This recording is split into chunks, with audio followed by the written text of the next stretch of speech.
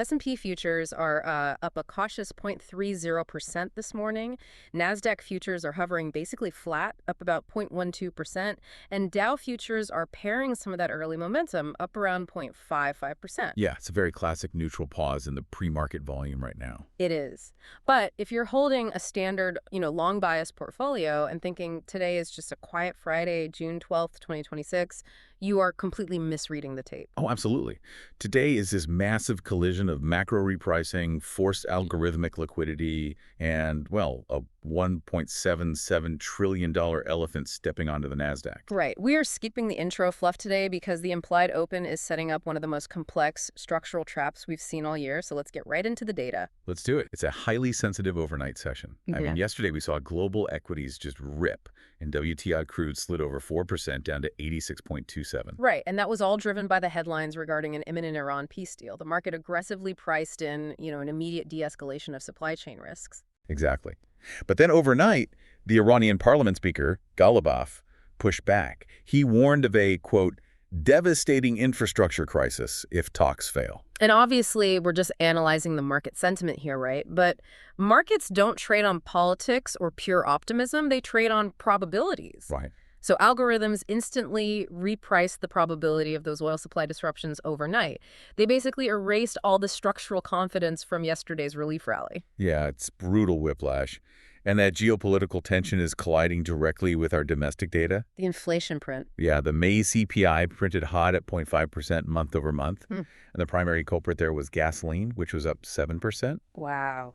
So because of that sticky energy-driven inflation, the Fed funds futures are now pricing in a 96.4% probability that the Fed just holds rates steady at the June meeting. 96.4%. So a hike is off the table, a cut is off the table. Traders are basically sitting on their hands waiting for the U of M consumer sentiment print at 10:00 a.m. Eastern to, dictate the next directional move. That's the catalyst they're waiting for. But I'm looking at these cross currents, and I gotta say, I'm struggling to reconcile the price action. How so? Well, you've got a market desperately bidding up risk assets on geopolitical rumors, right? Like one foot slammed on the gas.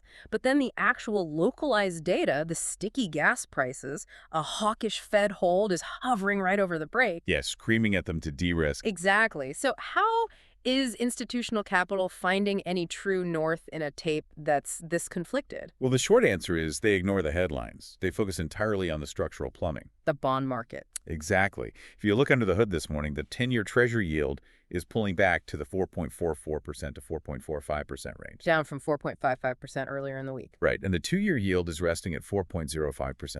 Concurrently, the DXY, the dollar index, is slumping into the 99.60 to 99.80 channel. Okay, so let's break down the math on that for the active traders listening. The 10-year yield is essentially the gravity of the financial solar system. That's a great way to put it. So when that yield drops, it reduces the discount rate applied to long-duration cash flows, meaning your high-growth tech and AI valuations are mathematically allowed to float higher because future earnings are worth more today. That is the exact mechanism. A 10 basis point drop in the U.S. 10-year doesn't just improve sentiment. It mechanically triggers algorithmic multiple expansion across the tech sector. Right. And the DXY sliding under 100 adds a massive FX translation tailwind for multinationals. You're bringing foreign revenue back onto the balance sheet in weaker dollars, which artificially pads that top-line growth. Exactly. But let me play devil's advocate for a second. We are seeing a vicious sector rotation out of defensive names and directly into semiconductors and AI hardware. Yeah, it's aggressive. So is this actually a fundamentally driven rotation, or is it just systematic capital reacting blindly to a slight easing in yields and, executing a programmatic buy-tech script? I'd say it's highly targeted. This isn't just a broad brush tech rally. Institutional capital is allocating specifically toward hardware infrastructure because they are front-running the ongoing AI CapEx cycle. Right, the picks and shovels trade. Yes. They are using the temporary relief in bond yields as the justification to add exposure there. They know the yields give them a buffer on the valuation. Which brings us to the $1.77 trillion gravitational anomaly hitting the tape today. SpaceX. Yeah, ticker SPCX. If all this money is rotating aggressively out of defensives to chase AI and tech, it needs a place to land. And today, SpaceX is acting as a massive sponge absorbing all that liquidity. It's historic. I mean, the numbers on this debut are just staggering. They raised $75 billion, bringing the debut valuation to $1.77 trillion. It's wild. The second the bell rings, it becomes the seventh largest U.S. public company. Instantly. And they are pricing the issue at $135 a share. But what makes this incredibly volatile is that up to 30% of the float is allocated directly to retail. Right, which is huge. We've been watching the pre-IPO perpetual contracts trading on decentralized exchanges, and they've been pricing the debut at a heavy premium around $162. So you have a bull case looking for a gap and go toward the 160 to 165 zone, fueled by massive retail participation. Yeah, but the bear case is that $135 issue price. If the stock breaks below 135 during pre-market price discovery or early trading, you trigger severe structural stop-outs. Oh, absolutely. A break of the issue price on a $1.77 trillion asset would instantly crush sentiment across the entire high beta tech complex. But the retail allocation in that $135 floor, that's only the surface level mechanics. Yeah. The real driver here is the Nasdaq fast entry rules. Right. Because SpaceX is debuting at such a massive market cap, passive index funds are legally mandated to accumulate shares immediately to match their tracking weights. Yes. So we have an environment where index providers are basically inadvertently front-running the market. Portfolio managers tracking the Nasdaq 100 cannot afford the tracking error of missing a 5% intraday move on a $1.77 trillion weight. Right. They don't care about the launch cadence. They don't care about the Starlink margins. They are buying it because their prospectus legally requires them to execute the trade. Precisely. It creates a massive wave of non-fundamental liquidity demand. It's an algorithmic battering ram hitting the order book. And this forced buying is happening while the broader indices are testing incredibly dangerous technical levels. Let's look at the tape. The S&P 500 is trading near 7,405. Yeah. You have a massive line in the sand resistance level sitting right above at 7,491. That's the June 9th swing peak. And support is down at 7,232. Right. And the NDX is near 29,520 with key resistance at 29,848 and major flush support way down at the 20,227 to 28,265 zone. So let's map this out for a second. We are trading well below our early June all-time highs. Yet we have a $1.77 trillion behemoth entering the market, triggering forced institutional buying and sucking retail momentum chasers into the tape right as we approach major structural resistance levels on the S&P and the Nasdaq. It's powder keg. It feels like a textbook setup for retail to become exit liquidity. Well, our institutional sources are definitively labeling this a classic liquidity trap. Really? Yeah. The broader market strength you are seeing on the tape right now is a mirage. It's being artificially propped up by the mechanical rebalancing required for SPCX. Right. When you have an index running headfirst into major resistant ceilings like that 7,491 level on the S&P, while underlying macroeconomic conditions like sticky inflation are capping actual fundamental growth. Buying the breakout before the post-IPO dust settles is an incredibly asymmetric risk profile. You are risking massive downside for pennies of upside. Exactly. It's a trap masking itself as a macro breakout.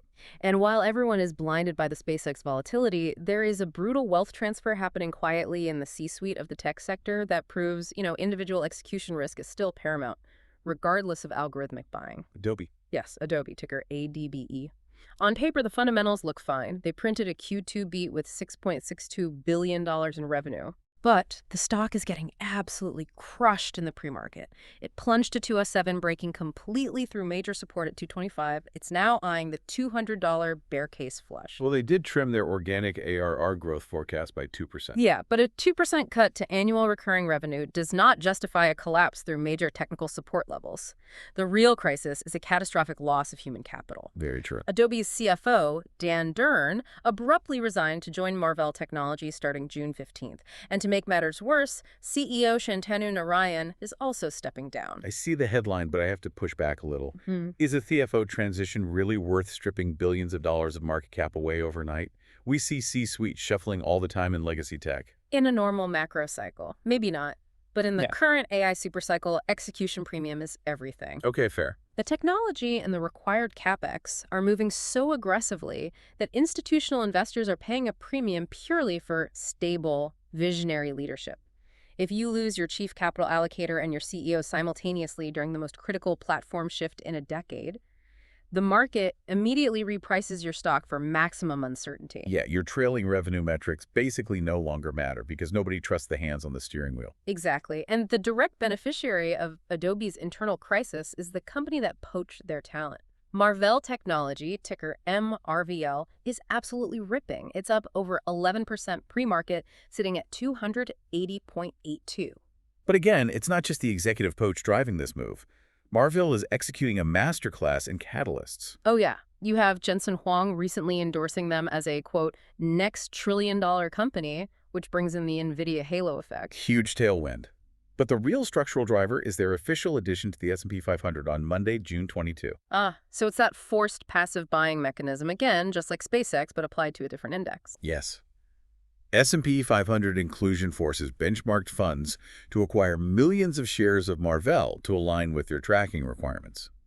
Active managers know this, so they bid up the stock ahead of the rebalance date to front-run the passive flow. So what's the setup for an active trader looking at Marvell this morning? The bull case targets a squeeze into the 320 to 324 range as the VWAP execution algorithms from index funds accelerate their buying into that June 22nd closing cross. Right. But the bear case is critical here. S&P inclusions are notoriously sell the news events. Once that forced algorithmic buying completes on the 22nd, the underlying bid vanishes. So if momentum stalls, Marvell could easily revert back to its consolidation base around 250 to 252. Exactly. Active traders will be looking to distribute their shares to the index funds right at the peak of that liquidity event. Wow. So if you're managing a book right now, you are navigating forced buying in Marvell, an artificial liquidity trap driven by SpaceX, and execution blowups at Adobe. It's a minefield. If you rely purely on stock charts and pre-market gappers, you are going to get slaughtered today. It all comes back to that macro dashboard. You have to watch the 10-year yield. Right.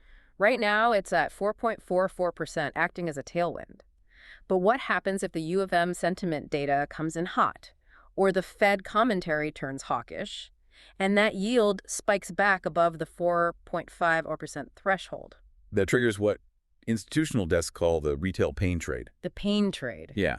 When the U.S. 10-year breaks back above 4.50%, the plumbing of the market fundamentally shifts, and retail gets caught in three specific traps because they are trading the chart, not the discount rate. Okay, let's break those down. Trap number one, the long duration trap. Right. So retail has been conditioned over the last decade to basically buy the dip on high beta tech. So when the 10-year yield spikes and software stocks sell off, retail traders step in, assuming they are getting a discount on fundamentally strong companies. Right. What they don't realize is that the institutional selling isn't driven by panic. It's driven by present value mathematics. A higher yield mathematically reduces the value of future earnings. So the institutional models literally force portfolio managers to sell long-duration growth and rotate into short-duration cash flow. Yes, retail is buying a dip that is mathematically required to keep dipping. They are fighting an algorithmic repricing, not a sentiment shift, which leads directly to trap number two, the bond ETF bloodbath. Oh, this one is brutal. Yeah, you see the equity tape bleeding, you see yields rising, and the instinct is to flee to safety. So retail flocks to long-duration treasury ETFs, like the TLT, thinking they are locking in that juicy 4.50% yield. And they entirely forget the concept of duration risk and the inverse relationship between yield and price.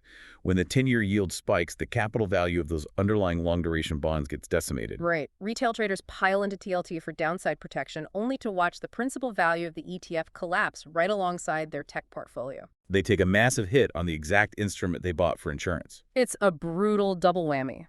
Which brings us to the final piece, trap number three, the undersized value rotation. Right, because institutional capital doesn't just evaporate when yields spike. It relocates.